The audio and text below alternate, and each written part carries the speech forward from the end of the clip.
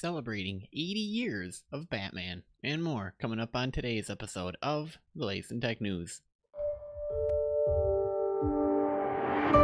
Hey, Gadget here. You're just in time for the latest episode of the world's only 3-in-1 show on tech, gadgets, and gaming news. That's right, this is the Latest in Tech News. My name is Taylor Merrick, and if you're new here, hit that subscribe button right now so that you don't miss out on the latest. We do this on the daily around here, except for Saturday and Sunday. So be sure to click that button so you don't miss out. And if you're watching on YouTube, punch that notification bell as well so that you're notified of new videos as they are published. Today's feature lineup that we're going to be looking at is, well, Batman is free on the Epic Games Store. We're going to be getting into that story in just a little bit, but there are a lot of games. If you were to buy them separately, cost a lot of money. You can get them for free. We'll be getting into that in just a little bit. We'll also be taking a look at Google making it easier than ever to keep track of your tabs in Chrome. And finally, we'll be taking a look at the Google Nest Hub Max versus Facebook Portal. Which smart display wins? Now, in case you're wondering, what happened to the rest of the articles? Well, shorter show, so we're only covering 3. If there happens to be anything that we missed that you want covered, be sure to let us know on Twitter at TechNewsGadget. Before we can get to, today's feature story, let's take a look back on today in tech history.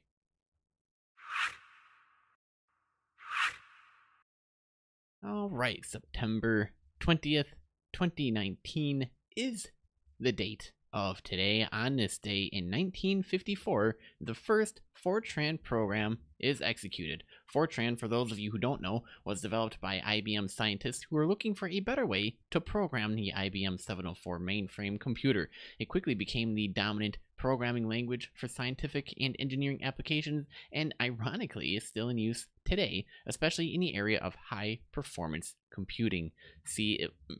Fortran's purpose was to simplify the programming process by allowing the programmer or coder to use simple algebra-like expressions when writing software. It also took over the task of keeping track of where instructions were kept in the memory, which was very laborious and error-prone procedure when undertaken by humans. So, that is Fortran and the trends and the memes that came out of that. But all the way back in 1954, with that out of the way, let's head on over to today's feature story. Oogie! So for those of you who don't know, I'm a big Batman fan. I don't talk about it much on the show, but the games, the trilogy actually, that was published by Rocksteady, was one of the best Batman games I've ever played to date. I enjoyed every single part of it, every single game. I actually recorded some of it in parts and put it up on YouTube. A rip-roaring good time. Oh man, what's Batman without a good Joker or two? By the way, if you guys are interested, you can get the show notes for today or any other episode over at TechNewsGadget.net. There you can actually access the YouTube video of today's show as well directly, and links to the articles covered. So we have an article today from Gizmodo that says some of the best Batman stories in years are free right now. Here's a twist. They're not comic books, movies, or TV shows, and all you'll have to do is put aside a few good hours at your PC to experience them all, or just go through the purchase order and then have them downloaded to your computer, and they're good and free to use whenever you want it. This weekend, starting tomorrow, September 21st specifically, is DC's annual celebration of all things Batman. Batman Day, an absurd holiday that has the audacity to not even put itself on the right date. But silliness aside, this year Batman Day has been a little more special due to the fact that DC Comics is also celebrating 80 years of stories in comics with The Dark Knight, with everything from special events to the launch of Detective Comics 1000 earlier this year. To celebrate the big Bat Day itself, though, game publisher Epic has revealed its current slate of free-to-download games on its often-argued Epic Game Store launcher is all Batman-themed. Signing up for an account, if you've played Fortnite, really shouldn't have to worry about it. It's free. Installing the launcher gets you not 1, but 6 Batman games for PC that are yours to keep free of charge. The first 3 are the original trio of LEGO Batman games, namely LEGO Batman the video game, LEGO Batman 2 DC Superheroes, and LEGO Batman 3 Beyond Gotham. They really have nothing to do with the LEGO Batman of the movie universe. They're instead entirely original stories told in that playful LEGO video game style, full of things to collect, bad guys to aimlessly wail at, and irreverent blocky charm. They're great kids games, but also great nerds Batman stories if you prefer your Bruce Wayne a little less grimdark and a little more bright knight. And speaking of which, the other 3, however, are right up your crime alley. Sorry, not sorry, Tom and Martha, if you prefer your Batman a little more traditional and a lot more Kevin Conroy. The other half of the collection is none other than Rocksteady's excellent Batman Arkham series, Asylum, City, and the 3rd most recent, Arkham Knight. These aren't just great games that reinvigorated third-person action combat as we know it in Western gaming today, a trend that still influences everything from the Middle-earth games to Bruce's other superheroic video gaming, contemporary, ironically enough, Spider-Man. They're also just absolutely fantastic stories about a new yet familiar interpretation of the Dark Knight. It's a love letter to everything that has endured about Batman for 8 decades now, and while it doesn't take bold twists to the Bat mythos in a manner of something like the Telltale Batman Adventure Game series, across 3 extremely fun stealth action games, you're getting a set of stories and character arcs that revel in Batman's history, which, well, what means as a character to his fans and a celebration of some of his best and brightest foes. So, yeah, if you are interested, the LEGO Batman Trilogy and Batman Arkham Collection are available to download for free on PC through the Epic Games Store until September 26th, and you can count on me. I already downloaded both of them. Except I'm thinking I'm probably just gonna install. I don't think I have to install on any of them because I've already bought the games, but I downloaded them nonetheless. Because why not? On a computer, I believe I already have. I think I have all 3. I know at least I have 1 and 3, and then on my PlayStation, it's a custom Arkham Knight PlayStation 4, mind you. One of a very few made, and I have Arkham Knight on that one. I don't believe I have the first one, but I might have the second game on a PlayStation. I don't know. The gaming console, I have a collection of games on there, and on the PC, I have a collection of games on there. And essentially now with this Epic Games Store thing, I've just downloaded all 3 again to my computer. So yeah, fun there. So if you guys are interested in all the Batman celebration and everything Batman related, let me know down in the comments if you're excited for this announcement, and if you've played Batman, either the LEGO Batman games or the ones made by Rocksteady. Oh man, such a great collection of games. Even as much as you want to complain, I've had hours of fun playing Batman. So yeah, 80 years of Batman, and it's not today. Today is the 20th. The celebration begins tomorrow, the 21st, but because we don't do a show on Saturday, I just wanted to kind of make today like the unofficial day and get everybody ready for the hype tomorrow. Although most of you download it and listen to it tomorrow, so if you're listening to it tomorrow, it's today, so you're perfectly right there in time for the 80th celebration of Batman. All right, moving right along, Google is making it easier than ever to keep track of your tabs in Chrome. Now, if you've ever opened more than a few tabs while browsing the internet on Chrome, you'll know how easy it is to lose track of them all. By the time you get to 10 or 12 tabs, all you can really see is the small square icon representing the website, which can make it a chore to quickly sort through them to find the right tab. Thankfully, Google's latest Chrome updates appear to address this problem both on mobile and desktop, so you won't waste any more time than absolutely necessary mousing over each and every tab. Google is working on a host of features for Chrome that are set to roll out this fall, but the author here is quite excited about this new tab preview system. As it stands, you have to hover over a tab in Chrome on your computer and wait for a description of the tab to appear. After the update, moving your mouse over a tab will immediately show you the title of the tab, and in the future, you'll see a thumbnail of the tab as well. So on the screen right now, they're showing at least a little bit easier setup for how it all looks instead of just the title. You'll have more information there at your fingertips. And if you're wondering what we're all looking at, you're probably listening to the podcast. Head on over to youtube.com/TechNewsGadget to get the juicy video details about everything. But if you're listening on podcast, that's fine. Most people do anyways, myself included. Google is also making it easier to manage tabs on mobile by allowing Chrome users on Android to group their tabs by dragging and dropping them on top of each other in the new tab grid layout. Once you select a tab within a group, you can easily swap between the other tabs with the new tab switcher button at the bottom of the screen. Beyond the tab management improvements, Google is also putting answers to queries to directly into the address bar on Chrome and adding a new color customization tool to the browser. So there you have it.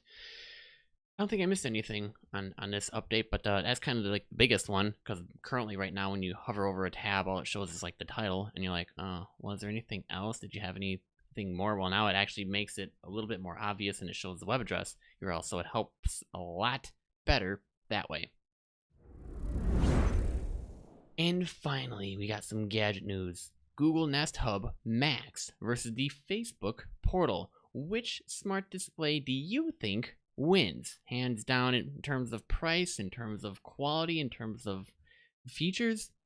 Well, let's take a look. Well, actually, we don't have to, because CNET looked at all of it and compared the two of them, and we have the article here for your perusal and enjoyment. So keep in mind, the Facebook Portal second generation is $179 to purchase via Facebook, and the Google Nest Hub Max is $230 US from Best Buy. Now, Facebook just released a fresh set of Portal smart displays, a new 8-inch Portal Mini, a second gen 10-inch Portal, and a Kinect-like camera accessory that turns your whole TV into a video chatting Portal device. That 10-inch model might be the one that draws the most interest. However, it's the same size as its top competitors, the second-gen Amazon Echo Show and the recently released Google Nest Hub Max, but at an asking price, interestingly, at $179, $50 less expensive than either Amazon and Google.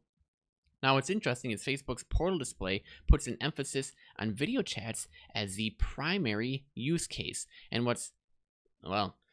Facebook doing flexing their muscle, according to Statista, Facebook Messenger and WhatsApp are the two most popular messaging apps in the world, and Portal display includes full support for both of them. So methinks Facebook is trying to show off a little bit. Meanwhile, Amazon, well, because they kind of command the dominant messaging apps, so why not just make it easier, period.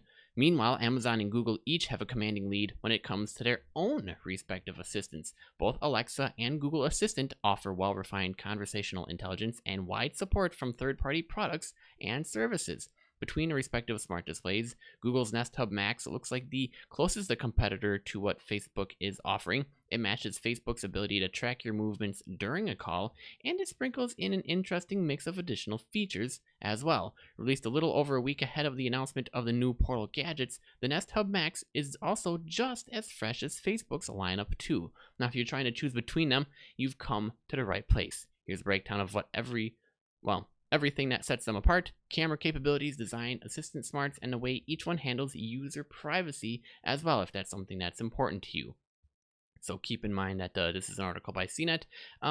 Make your own decisions, because they're your own decisions. So we just provide the information here, and here at TechNewsGadget, we like to share good information that we find. So taking a look at the Facebook Portal here, it's a pretty good display for video calls. If you make a lot of video calls, particularly via Facebook Messenger or WhatsApp, it's hard to argue against the Portal as the most sensible smart display that you can buy. Like the Nest Hub Max, its camera can automatically pan, tilt, and zoom to follow you as you move around the frame during a video call. And while the 114-degree lens doesn't offer quite a wide look as the Nest Hub Max, it offers twice as many megapixels, 13 for the Portal compared to 6.5 for the Nest Hub Max. That means it'll take a sharper, better looking video of you during calls. Beyond that, Portal displays include fun Snapchat-like filters for your face, like a silly hat or animated masks. Those come in handy when you're using the Portal's dedicated Storytime mode, which turns video chats into interactive storybooks, oddly enough, that you can read to your kid. which may mean that the Portal is trying to make a play towards gifting options for grandma and grandpa. Another nice touch, you can use the Portal in both portrait and landscape modes, which gives you extra flexibility during those video calls. The Nest Hub Max is only meant to be used in landscape mode.